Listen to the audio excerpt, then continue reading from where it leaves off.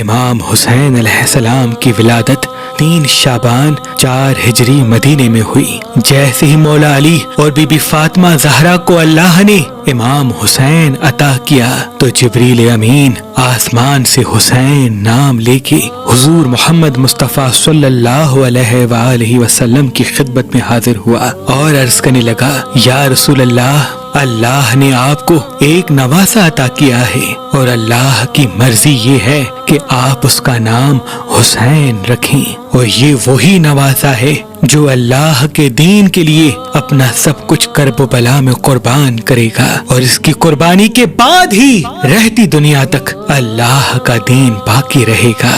حضور نے جیسے ہی امام حسین کو گود میں لیا تو اپنی زبان امام حسین کے منہ میں رکھتے ہیں اور امام حسین رسول اللہ کی زبان چوستے ہیں۔ تاریخ نے لکھا، اللہ کے رسول اتنی محبت کرتے ہیں جس کی مثال دنیا میں نہیں ملتی۔ رسول خدا اکثر امام حسین کو اپنے سینے پہ سلایا کرتے تھے۔ چھوٹے سے امام حسین جب مسجد نبوی میں داخل ہوتے تو آپ اپنے خطبے کو روک کے امام حسین کو اپنی گود میں لیتے اور منبر پہ تمام اصحاب کو بتاتے کہ اے لوگو پہچانو، یہ میرا نواسا حسین ہے، ان قریب اس کو میرے دین کے لیے بے جرم و خطا قتل کیا جائے گا۔ اس وقت اس حسین کی مدد کرنا، بس دور بدلتا جاتا ہے۔ اللہ کے رسول کی رحلت کے بعد اہل بیت پہ مصائب بڑھتے جاتے ہیں۔ بی بی فاطمہ الزہرا سلام اللہ علیہا کی شہادت ہوتی ہے۔ امام علی کو مسجد کوفہ میں شہید کیا جاتا ہے۔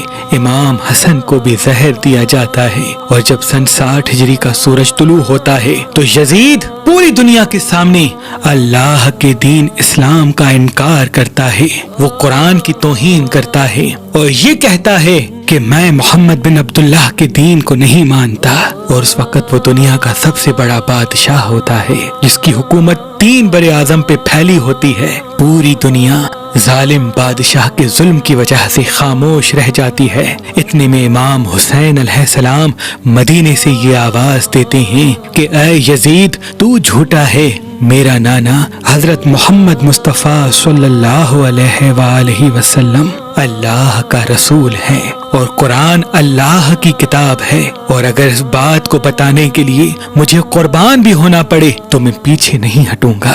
بس یزید یہ حکم نافذ کرتا ہے کہ امام حسین کو مدینے میں شہید کیا جائے۔ امام حسین نہیں چاہتے کہ ان کا خون ناحق اپنے نانا کے مقدس شہر میں بہے۔ آپ مکے کی طرف ہجرت کرتے ہیں اور اللہ کے گھر کی پناہ میں جا کے مقیم ہوتے ہیں اور حج کے فرائض انجام دیتے ہیں۔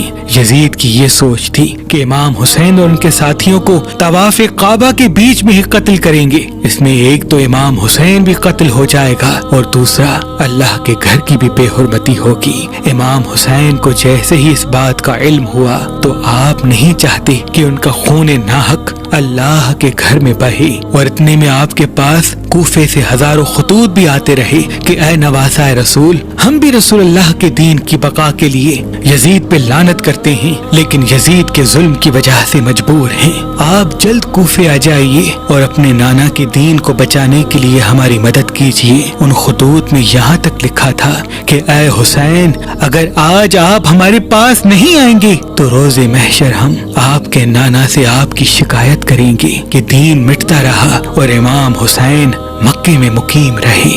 امام حسین اپنے چچازاد بھائی مسلم بن عقیل کو اپنا سفیر بنا کے کوفے بھیجتے ہیں اور یہ کہتے ہیں کہ تم ان سے مل کے حجت تمام کرو۔ مسلم بن عقیل کوفے جاتے ہیں، وہاں کے لوگوں کی محبت کو دیکھ کے امام حسین کی طرف ایک خط لکھتے ہیں کہ مولا آپ جلد کوفہ آ جائیے۔ امام حسین اپنے حج کو عمرے میں تبدیل کرتے ہیں اور اپنے بچوں، بہنوں اور بیٹیوں کو لے کے کوفے کی طرف روانہ ہوتے ہیں، اور وہاں یزید اپنے تمام وزیروں میں سے ایک ظالم شخص عبید اللہ ابن زیاد کو چنتے ہیں کہ وہ فوراً جائے اور کوفے کی حکومت سنبھالے اور امام حسین کے چاہنے والوں پر وہ ظلم کرے کہ سب اپنے گھروں میں چلے جائیں۔ نواسائے رسول مکے کو چھوڑ کے جیسے ہی کوفے کے قریب پہنچنے لگے تو وہاں پہ انہیں مسلم بن عقیل کے شہادت کی خبر ملتی ہے اور یہ معلوم ہوتا ہے کہ کوفے والے بدل گئے اور کسی نے سونا لے کے خاموشی اختیار کر لی تو کوئی یزید کے ظلم کی وجہ سے گھر میں چھپ گیا۔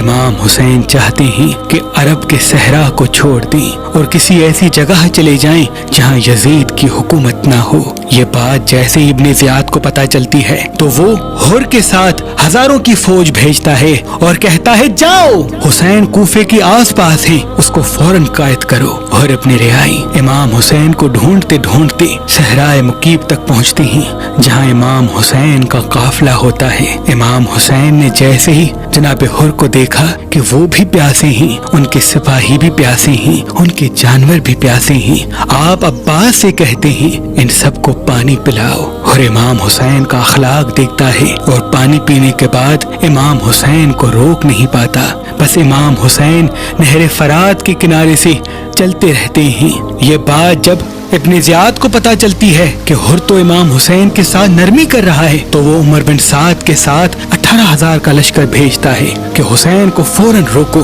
بس چلتے چلتے امام حسین کا قافلہ کربلا سے گزرتا ہے اور وہاں امام حسین کا گھوڑا رک جاتا ہے۔ امام حسین جیسے ہی معلوم کرتے ہیں کہ زمین کو کیا کہتے ہیں، الگ الگ نام امام حسین کو بتائے جاتے ہیں۔ کوئی نینوا کہتا ہے، کوئی ماریا کہتا ہے اور کوئی بوڑھا شخص آ کے کہتا ہے یہ کرب کی زمین ہے اور اسے کربلا کہتے ہیں۔ امام حسین گھوڑے سے اترتے ہیں، سجدہ شکر کرتے ہیں اور عباس سے کہتے ہیں عباس خیمے لگاؤ، ہمیں یہی امتحان دینا ہے۔ 2 محرم 61 ہجری کو امام حسین کربلا پہنچتے ہیں اور یزید کے سپاہی امام حسین کے خیمے دریا سے دور لگواتے ہیں تاکہ جب ہمیں حسین کا پانی بند کرنا پڑے ہم بند کر سکیں۔ امام حسین صبر کرتے ہیں اور اپنے خیمے نہر فرات سے دور لگواتے ہیں۔ بس 7 محرم کو امام حسین اور ان کے بچوں کا پانی بند کر دیا جاتا ہے۔ خیمے میں تمام بچے پیاسے ہوتے ہیں اور وہاں فوج یزید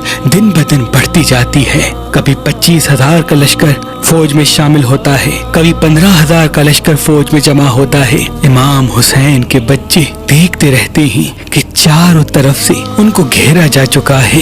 یزید کی فوج یہ چاہتی تھی کہ 9 محرم کو امام حسین کو قتل کیا جائے۔ امام حسین ایک رات عبادت کے لیے مانگتے ہیں اور یوں 9 محرم کو جنگ ٹل جاتی ہے اور 10 محرم عاشورہ کے دن رکھی جاتی ہے۔ بس جیسے ہی 9 محرم کا دن ڈھلتا ہے امام حسین بعد نماز عشاء اپنے تمام ساتھیوں کو ایک خیمے میں جمع کرتے ہیں اور فرماتے ہیں تم سب نے میرا بہت ساتھ دیا، میں تم سے خوش ہوں اور چاہتا ہوں کہ اب تم اپنے اپنے گھر واپس چلے جاؤ کیونکہ یہ فوج مجھے شہید کرنا چاہتی ہے۔ اللہ سے تم سب کو جنت روز محشر میں لے کے دوں گا۔ سب امام حسین کے ساتھی خاندان کے افراد ادھر ادھر دیکھتے ہیں کہ یہ ہمارے مولا نے کیا کہہ دیا۔ اتنے میں امام حسین فرماتے ہیں شاید تم لوگوں کو آنکھوں کی شرم نے مارا ہے، عباس چراغ بجھا دو۔ چراغ بجھ جاتا ہے اور کچھ دیر کے بعد جیسے ہی جناب عباس چراغ جلاتے ہیں تو امام حسین دیکھیں تمام ساتھی تلواریں اپنے گلے پہ رکھ کر ایک آواز میں کہتے ہیں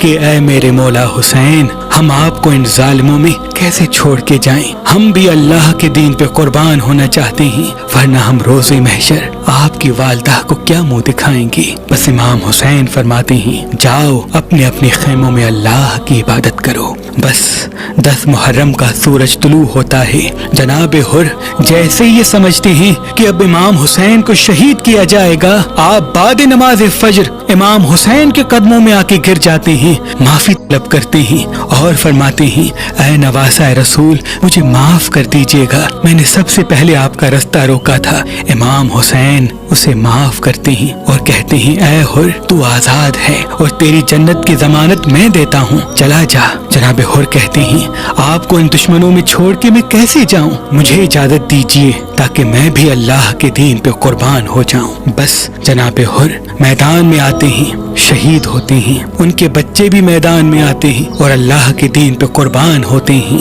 एक एक इमाम हुसैन का असहाब, चाहे वो जनाब जौन हो, हबीब इब्ने मज़ाहिर हो, शहीद होता जाता है। यहाँ तक के बनी हाशिम के जवान भी करबला की गर्म जमीन पे सो जाते हैं। शहजादा कासिम की लाश मैदान में पामाल हो जाती है। जनाब अब्बास नहर किनारे बाजू कटवा के शहादत का जाम पी लेते हैं। अली अकबर को रन में पर्ची लगती है और इमाम हुसैन के हाथों में तड़प के अपनी जान का नजराना देते हैं। और मासूम अली असगर जब पानी पिलाने के लिए इमाम हुसैन मैदान में लेके आए तो जालिमों ने उसको भी तीर मार के ऐसे शहीद किया कि इमाम हुसैन के हाथों पर वो ऐसे तड़पने लगते हैं जैसे मछली तड़पती है। बस इमाम हुसैन जब मैदान करबला में तन्हा रह जाते हैं, आप खैमे में आते हैं और तमाम बीबियों को सलाम आखिर कहते हैं और फरमाते हैं, ऐ ज़ैनब, ऐ सकीना, मेरी शहादत के बाद जहाँ जहाँ से गुजरो तो अपने खुतबों में मेरे नाना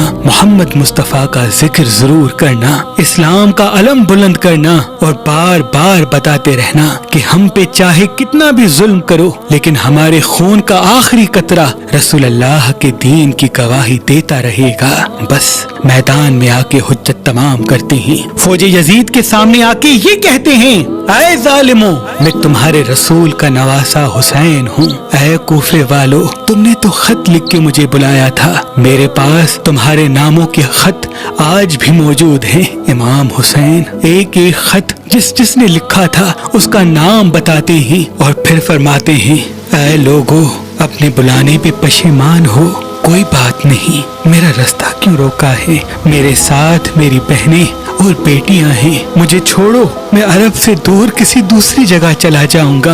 वो सब कहते हैं कि ऐ हुसैन, आपको शहीद करने के बाद यजीद हमारी झोलियां सोने से भर देगा और हम सब आपको आपके बाबा अली के बुग़्ज़ में कत्ल करना चाहते हैं। बस इमाम हुसैन अल्लाह का नाम लेके मैदान में आते हैं। तारीख ने लिखा, इमाम अली अक्सर फरमाते थे कि मेरे तमाम बेटों में से सबसे अच्छी जंग हुसैन लड़ता है।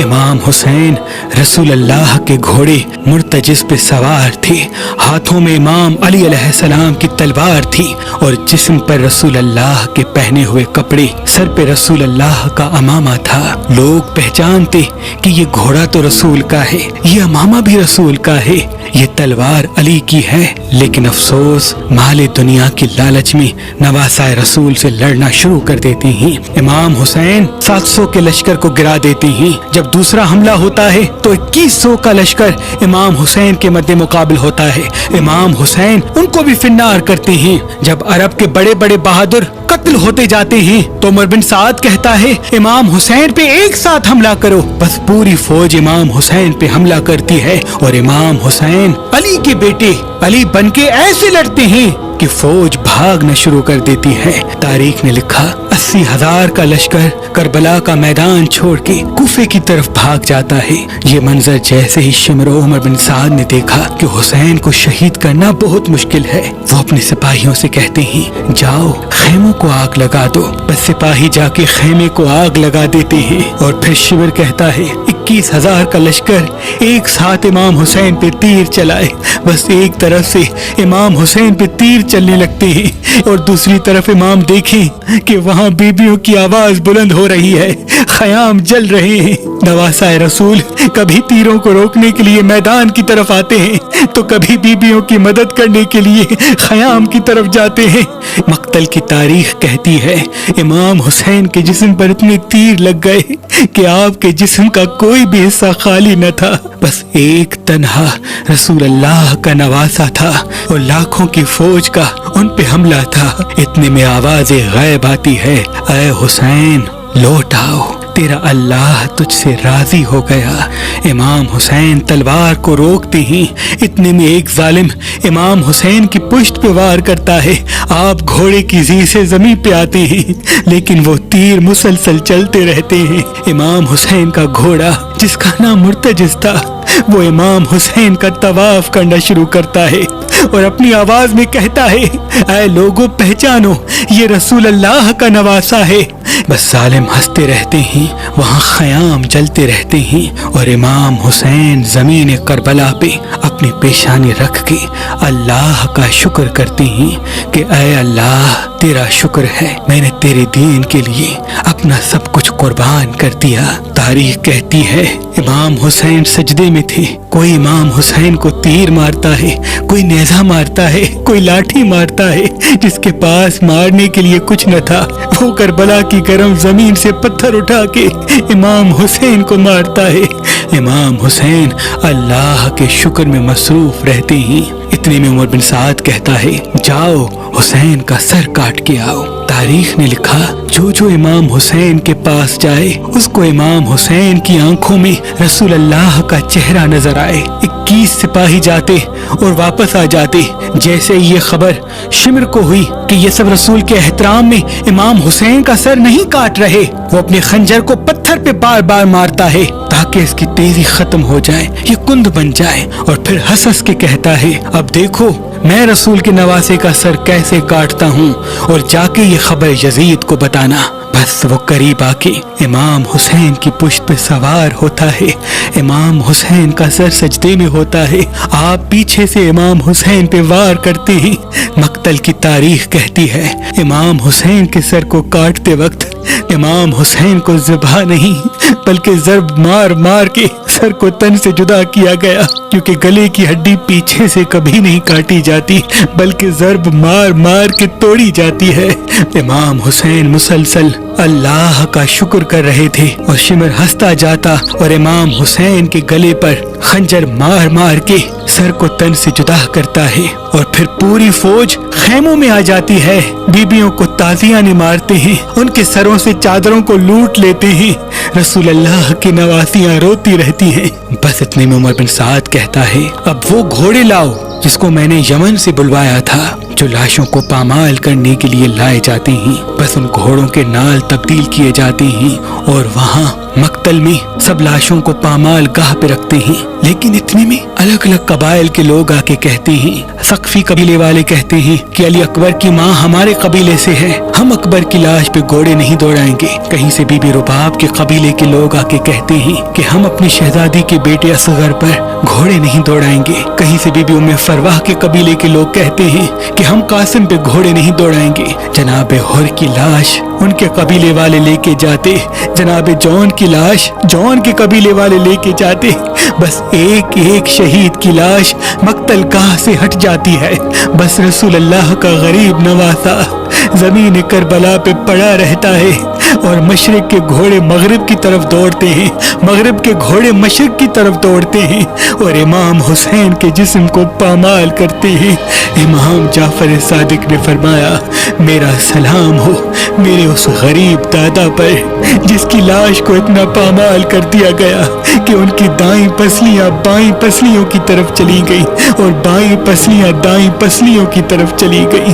بستی میں رات ڈھلنے لگتی ہے اور فوج چلی جاتی ہے اور شام غریباں آ جاتی ہے۔ ہر بیوی اپنے اپنے وارث پہ روتی رہتی ہے۔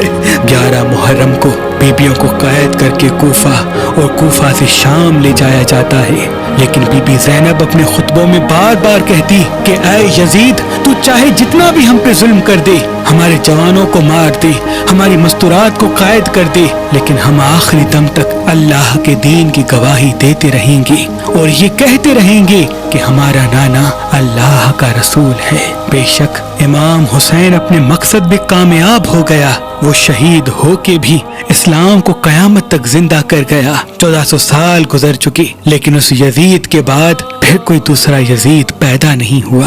آج بھی ہمارے پاس قرآن موجود ہے، اسلام موجود ہے، ہمارے دلوں میں حضور محمد مصطفیٰ صلی اللہ علیہ وآلہ وسلم سے محبت موجود ہے۔ سلام ہو کربلا کے شہیدوں پر، سلام ہو امام حسین پر، سلام ہو آپ کے اصحاب اور آپ کی اولاد پر۔